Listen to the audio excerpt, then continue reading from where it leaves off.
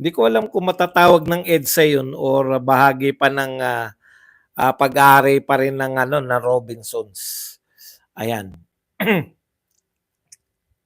Naroon po si Captain Dado, na-interview nga ni Kaloya, Pambansan Loyal. Naroon lang po yun, nakikiramdam. Huwag kayong mag-alala. Tsaka wala pong mangyayari dyan dahil mababait naman yung mga kampo natin.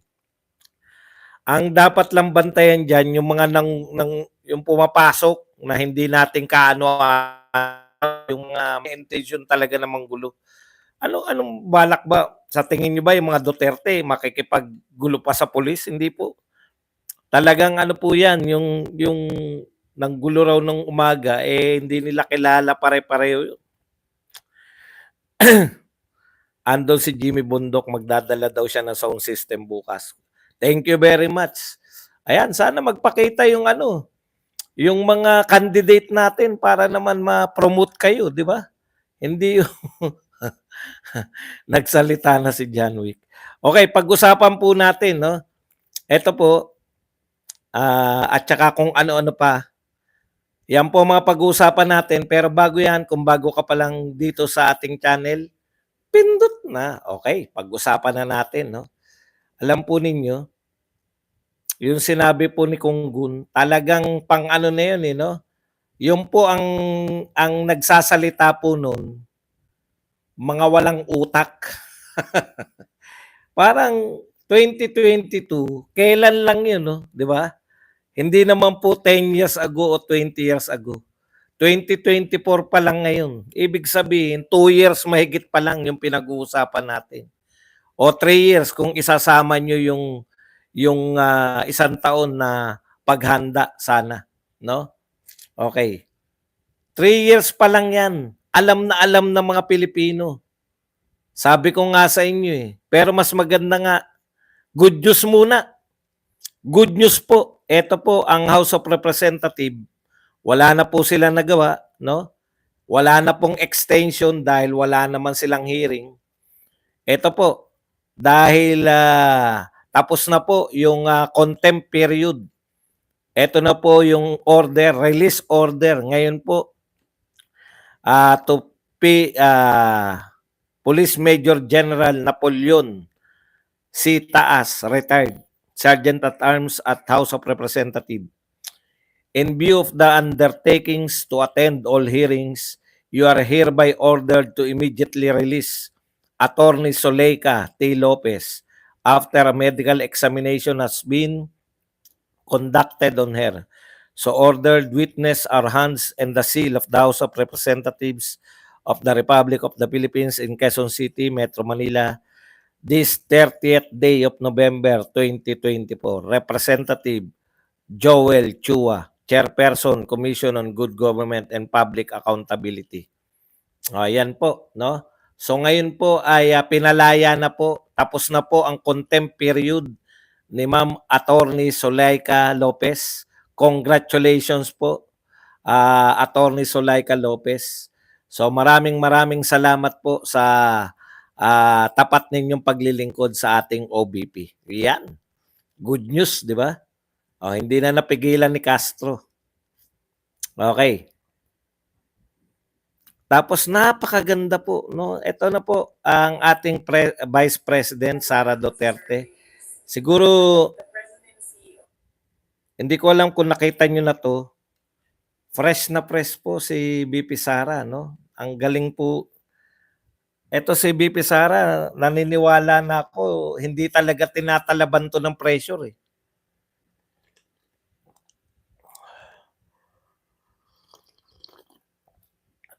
Balikan lang po natin yung sinabi ni Konggun. Ang lahat daw ng kaguluhan na nagaganap ngayon ay dahil sa ambisyon ni BP Sara na maging presidente agad, no? Okay, ito po ang napakalinaw na sagot ng ating napakagandang si Vice President Sara Duterte. Pakinggan po natin lahat.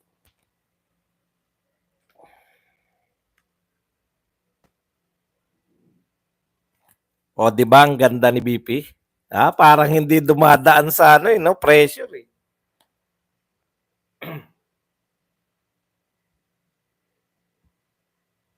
The presidency of 2022 was mine already.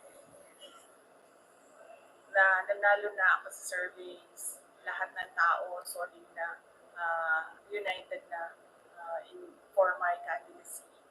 Pero I gave it away because I felt I had to do some other things other than being President of the Republic of the Philippines. Pangalawa, hindi ako yung nagsabi sa kanila na bukas sila ng investigation or in creating of legislation that is more like a political persecution and harassment of OVP personnel. So, huwag nila akong i-gaslight into saying na ako ang dahilan ng kaguluhan na ito. The Galing, no? Simple ang sinabi.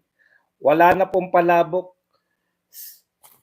Wala na pong palabok yung sinabi ni BP Sara. Nung ako nagsalita, pag ako magpaliwanag niyan, mahaba pa eh. The presidency is mine already was mine pala. The presidency was mine already in 2022. No? Lahat na nagsabi, number 1 siya sa lahat ng survey. Tapos, bukod po sa survey, anak siya ng presidente. Lahat po ng, talagang as in lahat ng suporta na kay BP Sara. Presidente na siya. Nasa kanya na, hawak na niya. Kaya lang na-realize niya na hindi pa siya handa. May mga gusto pa siyang gawin. No? Kaya yung sinasabi, napansin niyo ba? Yung freshness na pati yung aura niya talagang hindi mo akalain. No? Yung pinagdadaanan ni BP Sara, ngayon yung pinagdadaanan ni BP Sara ngayon, parang hindi mo akakalain na ganyang ka-fresh si BP Sara. Ibang uri talaga yung dugong nananalaytay. May kausap nga ako, alam niyo sa totoo lang, yung chakra na tinatawag, yung pag si BP Sara daw kaya hindi po pwede yan na may mikropono na nilalagay dito na grounded. Ang lakas daw ng ano niyan. Ewan ko kung ano yung chakra na tinatawag na yan. Grabe, no? Ang tindi ng dating, kumbaga mabibighani ka eh. No? Iba talaga. Nakita ko ng malapitan yan eh. Ang ganda ng ano. Thank you very much muna. Kay John Engpot sa 10 Qatar Real. Yan. Okay, una niyang pinaliwanag, akin na yung presidency. Kung gugustuhin niya lang, siya ang presidente ng Pilipinas ngayon. No? Chakra. Chakra ba? Hindi ko na alam. Hindi ko na tinanong din yung nagkukwento sa akin. Talagang parang aura ba yan? Yung matindi, yung may energy siyang kakaiba. Chakra. Okay. Una, yan po yung pinapaliwanag ko, no. Leading siya sa lahat, anak siya ng presidente. Narinig ko yung speech mo sa Rally Boss Buds, nalaglag ng mga Daisy Senta, Daisy Tenta. Pero mas maganda yung yung kasi maingay yung sa ko, madaldal yung katabi ko kasi. Yung mga vlogger kasi madaldal eh. Pero yung kumukuha sa labas, ang ganda ng kuha dahil nasa labas din yung aura, talagang very charismatic. Okay. Totoo po yun. Wala pong makakapag-deny. Mga ano na lang po yan. Katulad na lang ni Konggun at saka yung mga loyalistang tanga. Kasi po yung loyalistang matatalino, alam nila na kung tumakbo si BP Sara, siya po ang panalo.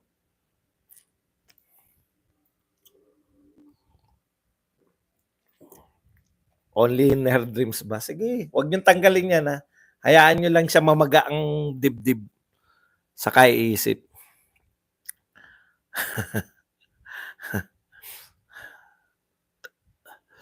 Tapos po, Ikalawa, hindi na natin papaliwanag yun. Ikalawa, tama yung sinabi niya. Ako ba ang nag-utos sa inyo para mag-open ng netong investigasyon para i-persecute? Actually, hindi naman talaga i-investigasyon yan. Persecution yan ng Office of the Vice President. Diyan po nagwala yung mga tao eh. Diyan po nagwala yung mga tao na kayong mga congressman, honorables, kuno, no? Kaya nagwala yung mga tao dahil pinagpilitan ninyo. Pinagpilitan ninyo yung inyong maitim na balak na sirain, wasakin. Ano yan? Ha? Sino yung DOH dati ni Duterte? Sino na nga yung DOH ni Duterte? Gustong-gusto ko. Winarak nyo na kami! Nagwawala. Winarak. Si Duque. Ano si BP Sara? Ano tingin nyo kay BP Sara? Duque? Ha? Hindi yan si Duque. Hindi nyo kayang warakin yan. Ano sa tingin nyo? Aangal lang yan na sasabihin na, winarak nyo na kami! Puta, awang-awa ko kay Duque dun. Utot nyo. Di ba? Hindi nyo yan maitutulad sa katulad ni Duque na aangal lang na winarak nyo na kami. Okay. Yan po, yung paninira ninyong ginawa, bumalik sa inyo. Lahat. Ngayon, hindi namin kayo kilala. Yang goons, hindi namin kilala. Etong mga thunders na sila Chua, yung mga quadcom, hindi namin kayo kilala. Siyempre si Dan Fernandez, kilala namin yan. Ano yan eh. Yan yung mga artistang hindi sumikat. Yung mga kahilera niyan, kumbaga sa yung mga kahilera niyan ng mga artista. Sino ba yung mga artista? Parte na po ng buhay natin yan. Kaya pagtiyagaan nyo na. Okay. Kayo ang sumira. Kayo po yung kaya nagalit yung tao unti-unti. Kayo na nga nagturo sa mga Duterte. Kala nyo ba mahilig mag-rally tong mga to? No? Meron kayong tinuro sa mga Duterte na hindi na makakalimutan. Yung pumunta kung saan may rally, maghanap ng rally, no? Biruin mo, pupunta mag-isa sa EDSA. Babiyahe lang pag nakarating doon sa EDSA. Alam niyo yung ginawa ninyo? Tinuruan niyo yung mga tao na magprotesta. Pero yung mga makabayan black, talagang ano na nila yan, trabaho na nila yan. Yung magprotesta na magprotesta. Pero ito pong mga simpleng mamamayan, no? Tinuruan nyo sila magprotesta. Nung panahon ni Tatay Digong, kahit po yung makabayan, lilima na lang yan kung magrarally. Ito lang yung sa media, kaya galit na galit sa inyo yung mga Duterte supporters. Kasi alam namin, naroon kami. Alam namin na araw-araw libo. Pero kung ibalita nyo, 100, 500, masyado kayong concern sa bilang. Wala naman kaming natandaan na pag nagrarally yung mga ACT teachers, yung mga bayan muna o bayan, nung panahon po ni Duterte, no? Pag nagrally po yan, 5 tao lang tapos panay ang daming, ngayon marami na. Marami na uli, marami na silang nahihikayat eh. Dahil sa kapalpakan ni BBM, marami na uli nahihikayat tong grupo nila Franz Castro. Yan po nakakatakot kasi sa grupo na yan, nagmumula yung mga rebelde. No? Noong panahon ni Tatay Digong, 5 lang nagrarally diyan mga yan, mas marami pa yung mga signage nila eh. Kaya nga hindi na iniintindihan eh. Pero pag binalita nyo sila, eto po may mga kaguruan na kunwari nagrally sila Franz Castro kahit 5 lang sila. Dito po may mga nagpoprotestang mga guro, ganun nyo lang pinipresent, hindi nyo naman binibilang eh. Mayroon pong 6 na nagpoprotesta, wala kami narinig na bilang noon. Masyado nyo, kaya galit sa inyo yung nagpoprotesta eh. Ako galit na galit talaga, sinabi ko yan sa aking nakita ko dito sa video eh. Ginagano nila oh. Sino may sabi na bawal kaming kumuha rito? Sino may sabi na bawal kayong kunan? Kahit po nagrarally kami, kung ayaw magpakuha sa inyo, igalang nyo yung karapatang pantao. Pinagtatawanan nila. Sabi ni Ka Eric, pwede raw kayong kunan. Sino may sabi sa'yo na bawal kang kunan? Walang mga ethics. Kaya siningil out ko yung GMA7 eh. Sa pagsasabi nun eh. Tanong nyo kung sino nagpalabas. ABS-CBN. Kakompetensya nila. Galit na galit ang mga rallyista sa isang miyembro ng media.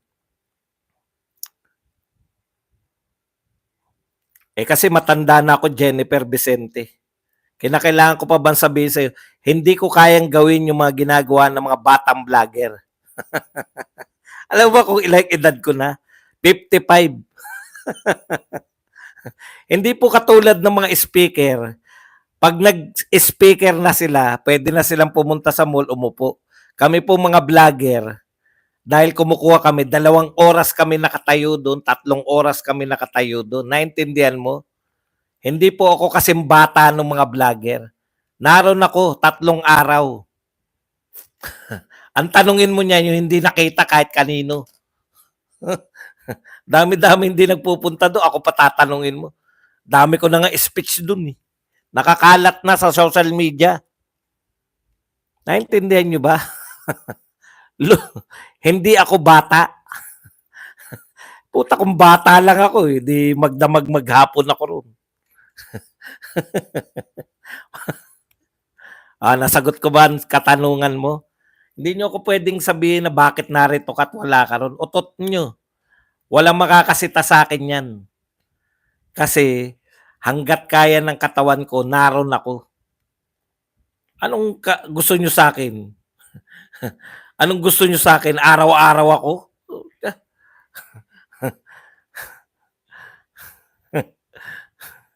Okay. Hindi ko kaya yun. Kung yung mga kapwa ko vlogger, hindi ako sinisita eh. Okay, punta na po tayo sa iba pang balita. Kahapon po, 'di ba, kalat na kalat yung balita na pinatitigil po ni BBM yung impeachment. Aba, akalain mo itong si Franz Castro, ha? Ito si yung teka lang.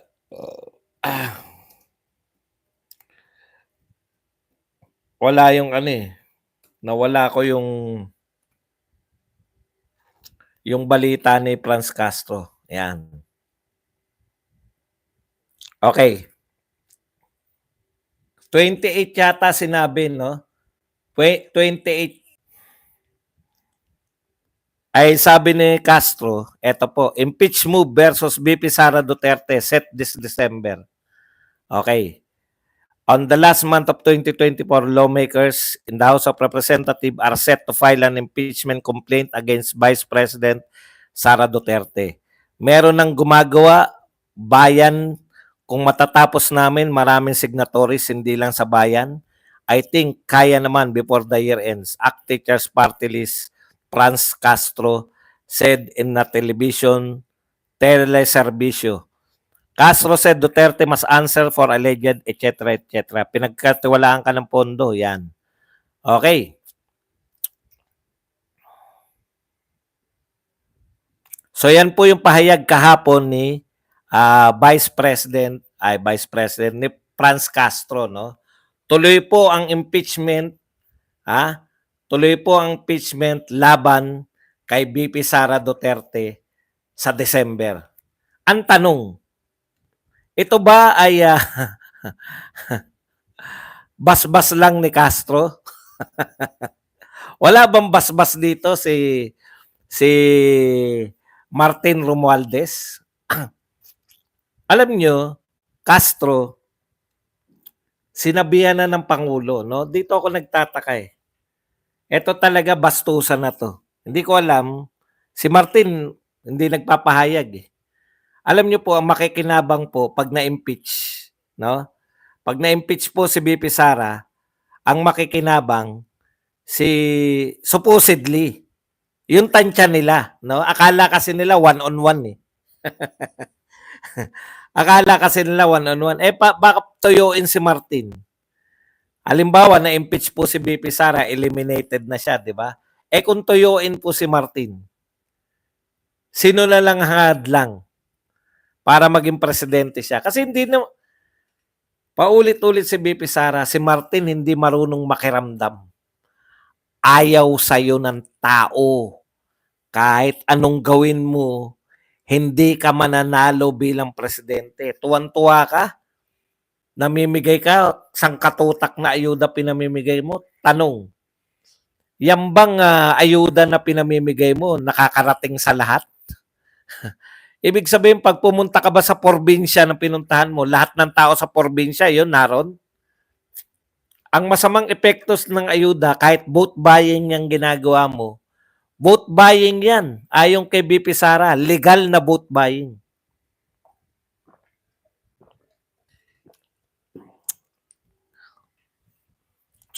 Kahit vote buying pa yan.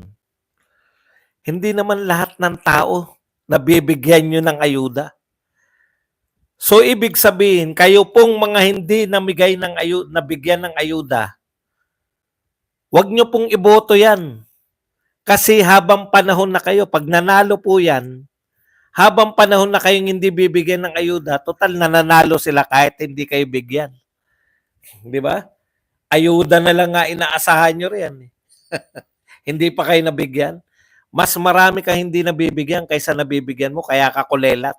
1% ka pa rin. Okay. Eh kung tuyuin, kung impeachment, delikado sa waiter kasi siya na lang hadlang eh. Di ba? Si waiter na lang ang hadlang eh. Delikado ka, waiter. Ganito po kasi pagkakasunod eh. Pag hindi na pwede ang Pangulo na maglingkod, it's either natigok o kaya nagkaroon ng sakit o kaya nalusaw ang utak dahil sa droga. Hindi ko in general to ha. O kaya nalusaw yung utak dahil sa droga o kaya hindi na kaya dahil na aksidente. Eh, ano man ang dahilan, Vice President ang papalit. Eh kung na-impeach yung Vice President, so hindi siya pwedeng pumalit, impeach siya eh. Ang papalit, Waiter President. Senate Waiter President. Aba, sayang naman yun. Sayang naman yung pinaghihirapan ni Martin kasi kahit na anong gawin ni Martin, wala pong boboto sa ano eh. Wala pong boboto. No? Wala pa po tayong binoto na ganyan. Ay, meron na pala si Noynoy. Meron na pala tayong binoto si Noynoy. Okay, ang point ko lang, kawawa ka. Tawa-tawa ka lang, waiter, ha? Akala mo papayag si Martin na ikaw maging presidente? Di ba? Meron na nga pala. Okay. Punta na po tayo rito. Kaya yung pagiging atat ni VP Sara, tapos na tayo riyan. Ngayon, ang tanong, dalawa yan eh. Bakit ang lakas ng loob ni, pagkatapos mag-announce ni, inamin pala, ni Pangulong Marcos, na kanya galing yung text. Kala niya matutuwa sa kanya tao. Ay, ayaw niyang ipano. Good na naman. Masyado na pong nasa point of no return na po tayo. Biyak na po. Ang mga tao po ngayon, wala na pong walang pinapanigan. Lahat po ng Pilipino may pinapanigan na po ngayon. It's either maka-Marcos ka o maka-Duterte ka. Wala pong sa gitna ngayon. Kalokohan lang yan nasa gitna. Yan yung mga wais masyado. Yan yung mga balimbing.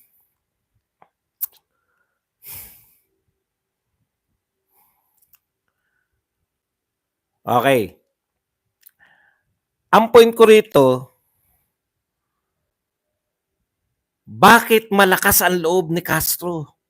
Bakit hindi nagsabi si Martin? Si Martin hindi nagsalita eh. Bakit hindi siya nagsabi na susundin namin ng presidente? Hanggang ngayon, tahimik si Martin. Nanggigigil siguro, bakit? Bakit ako ginagilto ng pinsan ko?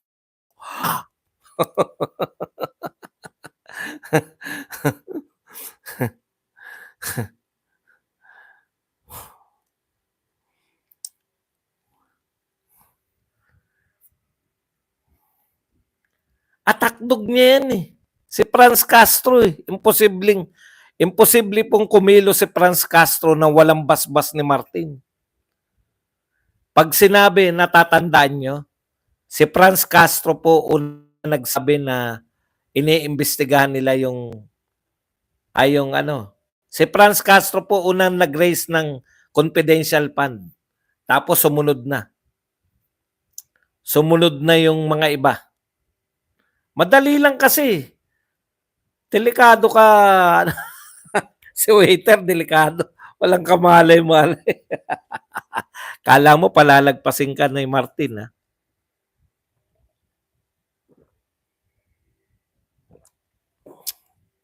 Hindi po. Kailangan po ni Martin yung mag-uuntog sa kanya sa mundo. Ito yung mundo, Martin. Hindi yung mundong kine-create mo. Ito yung tunay na mundo. Yung iuuntog ka sa katotohanan. Okay. Balikan po natin yan. So, hindi po nagre-react si Martin. Ibig sabihin, hindi siya tapos, pinagsalita niya na naman si Castro na tuloy yung ano. Ito po, matetest na rito si BBM.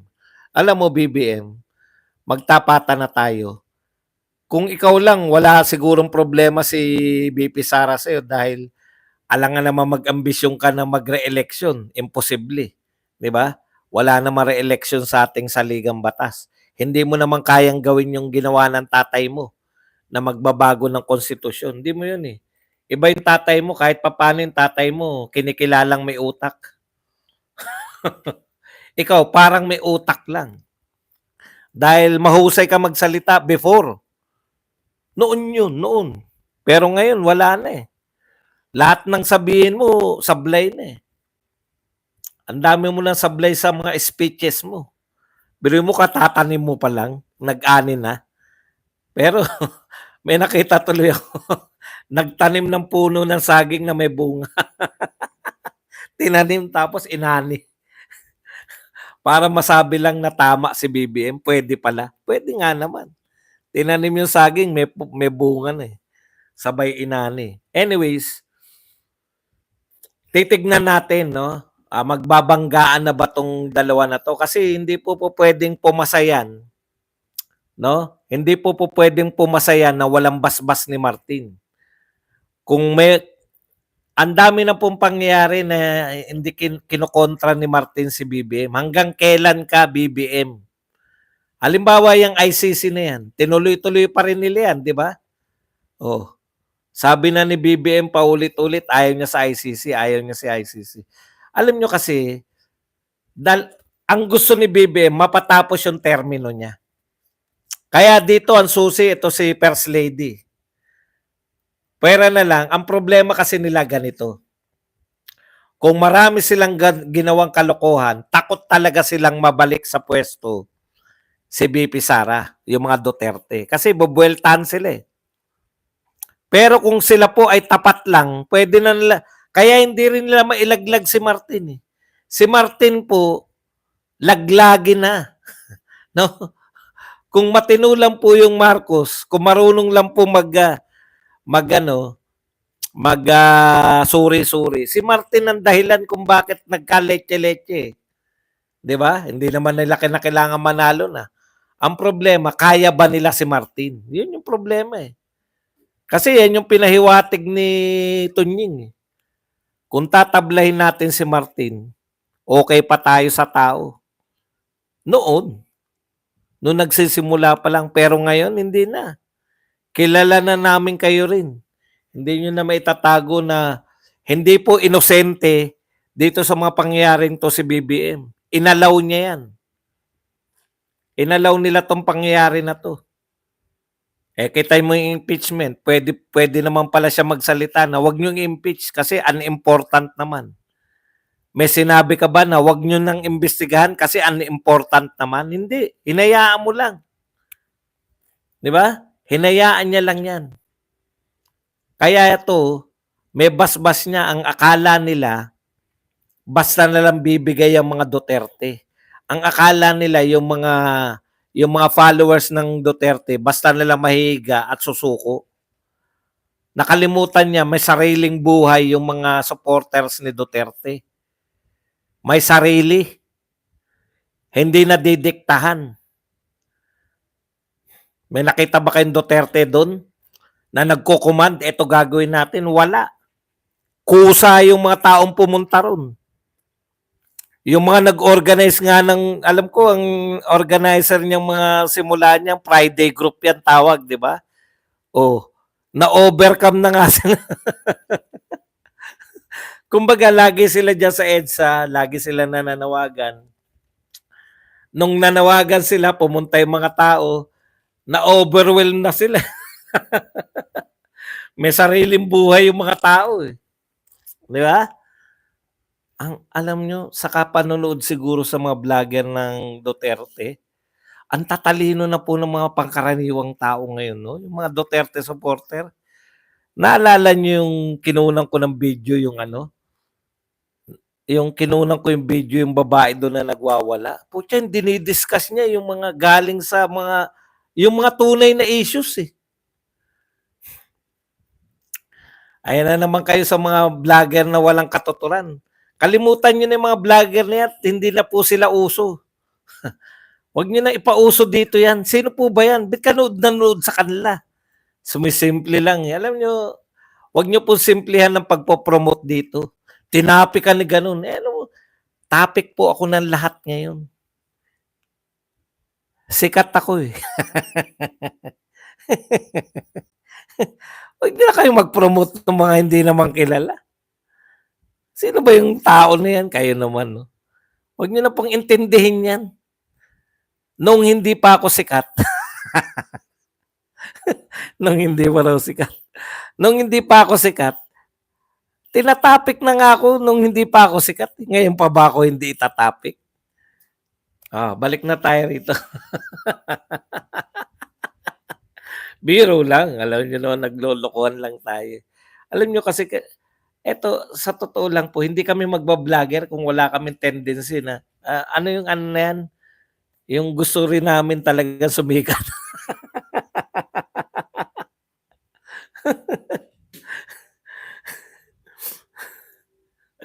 Okay.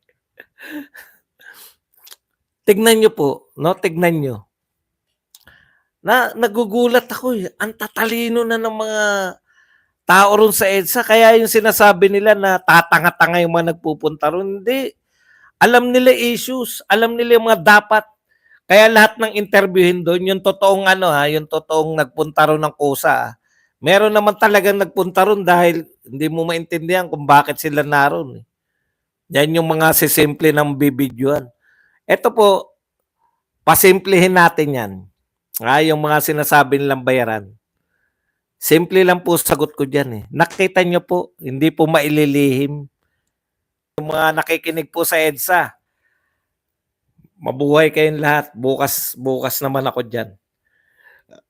Akala ko kasi, papunta na ako riyan kanina, atin-atin lang ha. Akala ko kasi magro-rosaryo.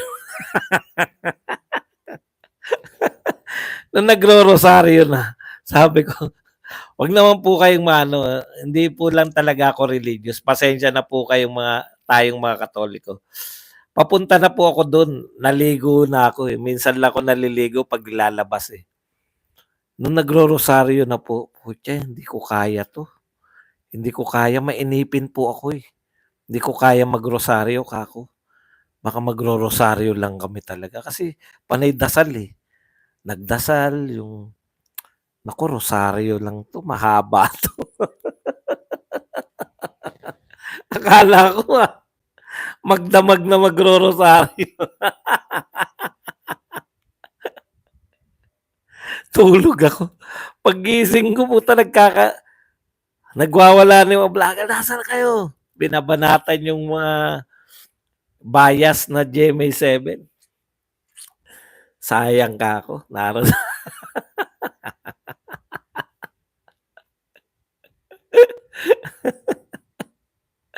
Madali lang magrosaryo. At least nagtatapat ako sa inyo. Nung nakita ko na may action, puta sayang ka. Kala ko. Kasi paulit-ulit Yusek Ranke. Arangke ba yun? Ranke.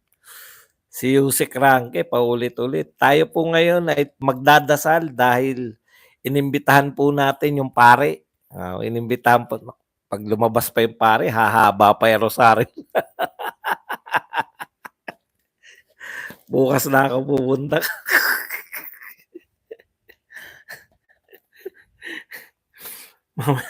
Mamaya matapatan pa ako ng camera na hindi ako marunong magrosaryo. Yari. Okay. Yan lang. Hindi. Titignan ko pa. Minsan may nakakalimutan ako.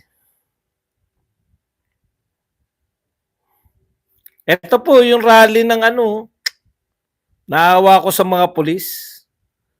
Ngayon ko lang po nakita yung mga pulis na nagbabantay sa rally na walang batuta. Hindi naman kayo makakapatay siguro sa batuta. Kawawa naman yung mga pulis. Inupakan. Marbil, ano ka ba naman? Hindi naman po mga DDS vlogger, hindi naman po mga DDS yan, mga Duterte supporter yan na mababait. Yung hinaharang nyo sa Menjola, hindi naman po mga Duterte supporter yan. Kami, gusto lang namin magpahayag. Ayan, tignan nyo, nilusob ng mga ralista. Ito, tapatan tayo. Mga kabataan na po to, no? May mga experience naman ako riyan, nakita ko na yan. Ito po yung mga kabataan na hindi pa po napapalo. Hindi pa po ito natatransyon. Ayun, transyon yung nabatuta kahit kailan. Kaya ang tatapang pa eh. Once po man nakatikim ng palo yan, makakita pala ng pulis yan. Naghahanap na kagad ng matatakbo. Wala silang pamalo eh. Walang transyon yung mga pulis. Kawawa naman. Kaya may isa pinag-uupakan eh. Ito po yung sinabi ng pare na namamahala ng Yung sinasabi mong EDSA spirit, ito yung ironical. Ito yung mga tao na hindi naniniwala sa EDSA kasi unang-una nga, ang EDSA na to ay di umano'y equated o kaya identified sa mga dilawan.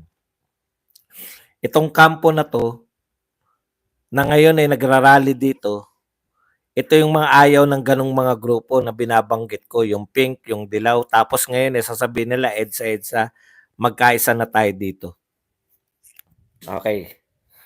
Kaya ayaw ng pare sa grupo raw ng mga Duterte kasi sila daw yung mga ayaw sa dilawan.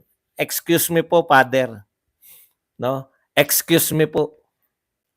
Alam mo, Father, ang EDSA po, hindi po yan dilawan movement. Yan po ay protesta sa mga Marcos. Naintindihan mo? Ang EDSA po ay hindi po dasal, hindi po pagpoprotesta po yan ng mga tao. Gusto po nilang ibagsak yung gobyerno ni Marcos dahil sa malabis na katiwalian, malabis na yung original na EDSA. Yun, hindi po. Kaya Father, wag mo sabihin dilawan-dilawan. Ibig mo sabihin, pandilawan lang yan. Ha? Pandilawan lang yung EDSA? Utot mo. Anong klase kang pare? Mag-aral ka ng kasaysayan. Dalawa sa na-interview ko, mga aktivista sila, hindi naman sila mga dilawan. Yan lang po ang ating topic. Pwede na po kayong magbasa, magtanong, pwede na po tayong magbigay na reaksyon at higit sa